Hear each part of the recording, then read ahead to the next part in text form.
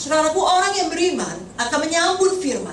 Amin. Ya, jadi dia bukan hanya, oh saya disegarkan oleh makanan rohani ini, oh saya diberkati, gitu ya. Puji Tuhan.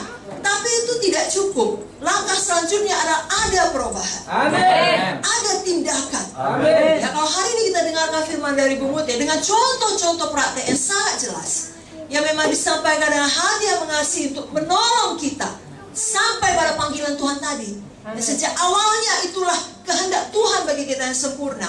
Mari kita ada perubahan, mari kita ada tindakan. Amin. Ya, dimulai dari perkataan iman kita yang mengatakan betul itu firman Tuhan itu.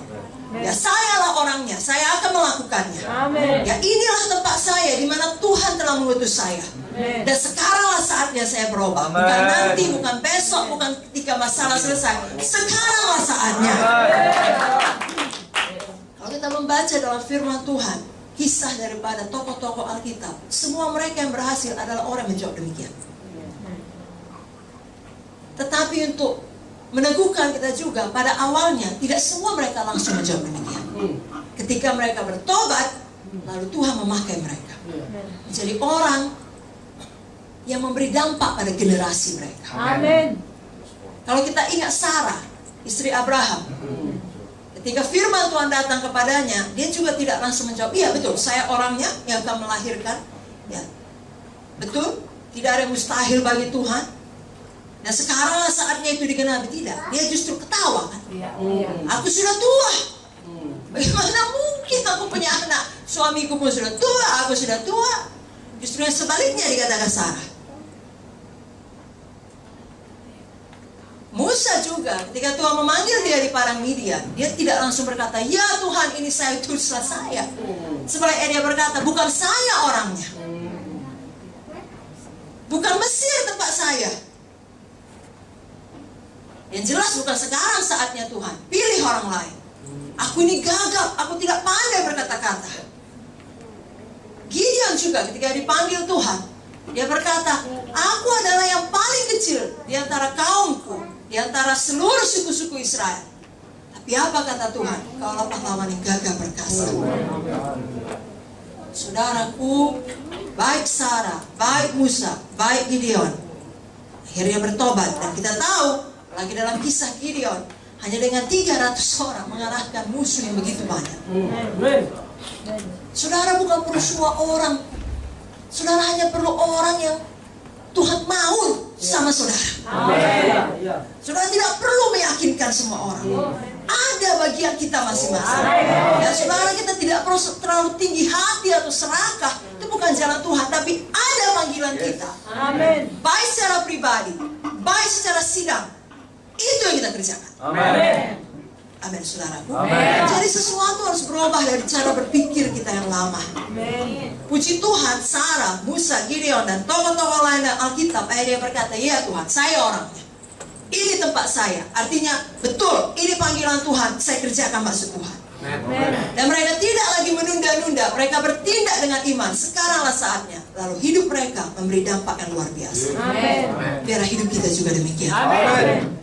Dan sekali lagi, kerap kali ketika Tuhan memanggil, keadaan di sekeliling tidak mendukung. Keadaan Sarah tidak mendukung, umurnya sudah tua. Keadaan Musa tidak mendukung, dia sudah nyaman di Midian. Keadaan Gideon tidak mendukung. Pada saat itu bangsa Israel ditekan. Tahukah saudara, Tuhan Yesus pun lahir di saat yang paling tidak tepat. Saat bangsa Israel di tengah-tengah opresi daripada bangsa lain. Tapi Tuhan, sekali lagi, memanggil saudara sesuai dengan waktu yang dia anggap tepat. Amin. Sekali lagi, dialah Tuhannya, bukan kita. Bukan kita yang mengaturnya. Ya, jadi kita tidak bisa membuat alasan bukan saat yang tepat ini Tuhan, bukan tempat yang tepat ini Tuhan. Semua orang di Alkitab dipanggil di saat yang paling tidak tepat. Dan maaf saudaraku ya, kalau kita mau jujur, keadaan tidak akan tambah baik. Sekali lagi, keadaan tidak akan bertambah. Alkitab sudah menubuatkannya dalam buku 2 Timotius 3. Pada akhir zaman, keadaan Suka.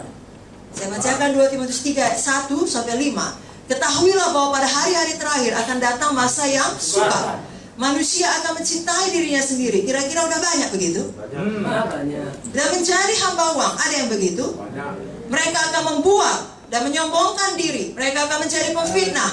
Mereka akan berontak terhadap orang tua dan tidak tahu berterima kasih, tidak mempedulikan agama, tidak tahu mengasihi, tidak mau berdamai, suka menjelekkan orang, tidak dapat mengekang diri, garang, tidak suka yang baik, suka mengkhianat, tidak berpikir panjang, berlagak tahu, lebih menuruti hawa nafsu daripada menuruti Allah. Secara lahiriah mereka menjalankan ibadah mereka, tapi pada hakikatnya mereka memungkiri kekuatannya. Jauhilah mereka itu.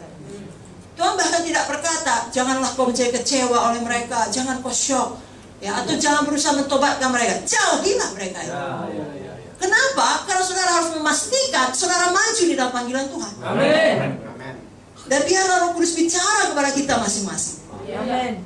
Amin, saudara. Amin. Kita bukan hanya menjawab panggilan Tuhan sekali, katakanlah ketika kita altar call, atau yang berikutnya ketika kita menjadi hamba Tuhan, menyerahkan hidup sepenuh waktu. Tidak. Kita menjawab panggilan Tuhan terus-menerus dalam hidup kita. Amin. Mana kita tidak berhenti dalam satu titik yang kita anggap sudah cukup, saya sudah nyaman.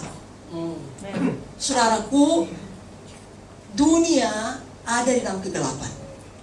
Justru makin jahat satu tempat, Tuhan makin butuh saudara di sini. Amin. Karena kegelapanlah yang membutuhkan terang. Amin. Ada banyak hamba Tuhan senang melayani di tempat yang nyaman. Ya. Tapi sebenarnya Tuhan butuh hamba Tuhan di tempat yang paling tidak nyaman. Haleluya. Bayangkanlah menjadi hamba Tuhan di zaman Elia, dengan Raja Ahab, dengan istrinya Izebel. Itu tempat yang paling tidak nyaman. Tapi Tuhan butuh Elia. Amin. Saya tidak tahu dengan daerah saudara, tapi Tuhan tahu dan Tuhan butuh saudara. Dan daerah-daerah sekitar saudara, karena tidak ada kebetulan. Amin. Tuhan butuh terang di tengah kegelapan. Amin.